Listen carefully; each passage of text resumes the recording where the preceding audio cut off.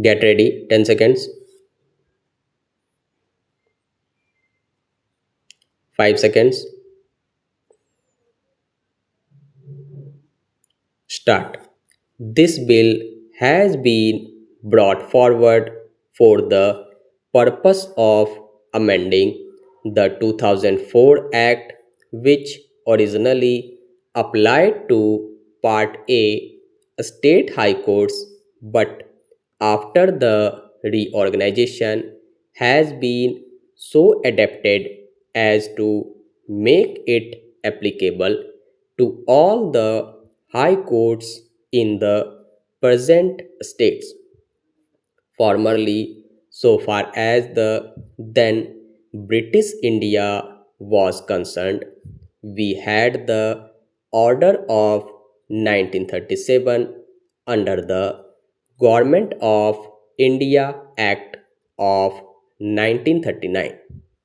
That act or the order was in force as appropriately amended or adapted from time to time. Then you are aware that the constitution was passed, and according to the constitution certain rules were laid down both in the body of the constitution itself as also in one of its schedules.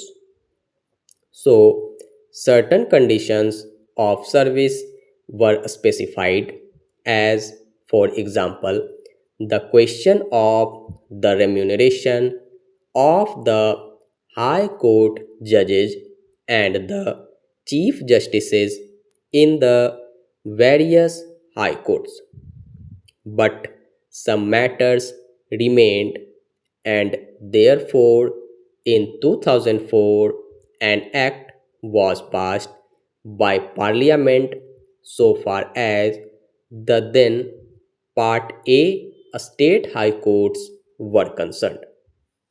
Before that, sir, you are aware that after the integration of states, we had under the constitution what was known as Part B states, and there were high courts therein.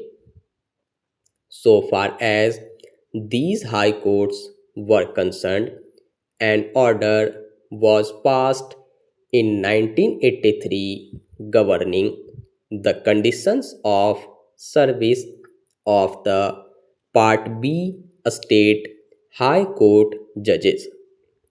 Subsequently, after the reorganization of states, you are aware, sir, that advantage was taken of the amendments to the Constitution in certain respects so far as the High Court judges were concerned, and those amendments actually came into effect from 1st November 2006.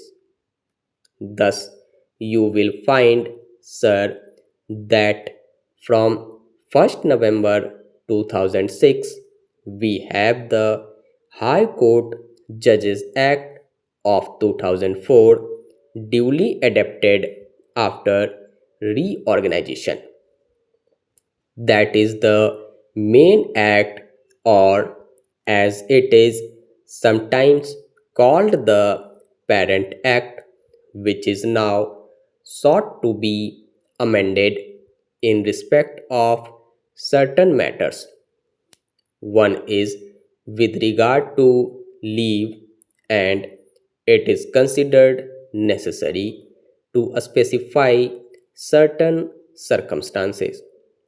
The second is about the making of some of these rules applicable to additional high court judges, because a special provision was made in the constitution by the 7th amendment. Now In this bill, it has been made clear that so far as these acting judges and additional judges are concerned, their service as such will be counted for the purpose of pension only if they are subsequently made permanent judges.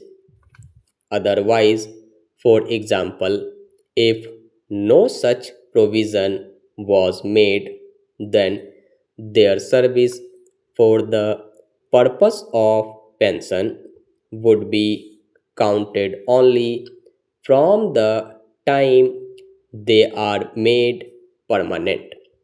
But here it has been made clear that in case they are made permanent, their previous service as an acting or additional judge will also be taken into account for the purpose of their pension. So far as leave is concerned, whatever leave they would be entitled to in view of the period of service that they have put in as acting judge or additional judge will be taken into account, and under the scheme of leave as mentioned in the Act of 1984, they would be entitled to a period or periods of leave as then laid down.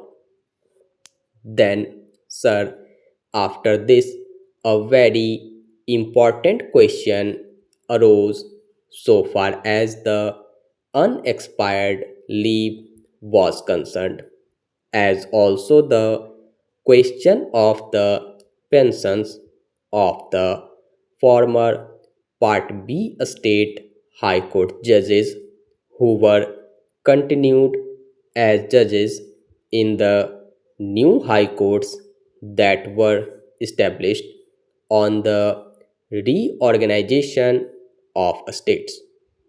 We had some high courts, as you are aware, in Part B states.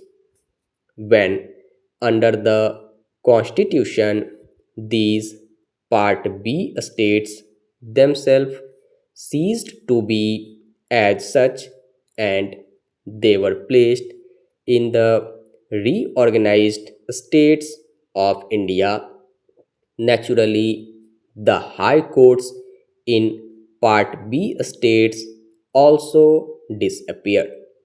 So far as these judges were concerned, a very large number of them were ultimately appointed as judges in the new high courts under the States Reorganization Act, and naturally, a question arose as to what is to be done so far as the period of service that they had previously put in the Part B state high courts was concerned.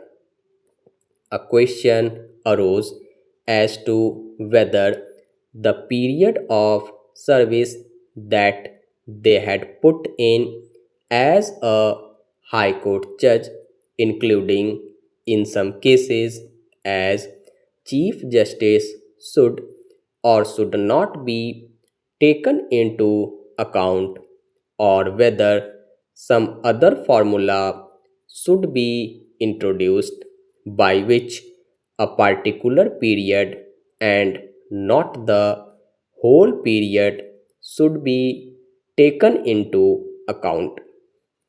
In this connection, two questions arise. One is about leave. If, for example, They were entitled to certain periods of leave, and then by the time the new high courts came into existence, they continued in effect to be high court judges. What was to happen to the unexpired leave period?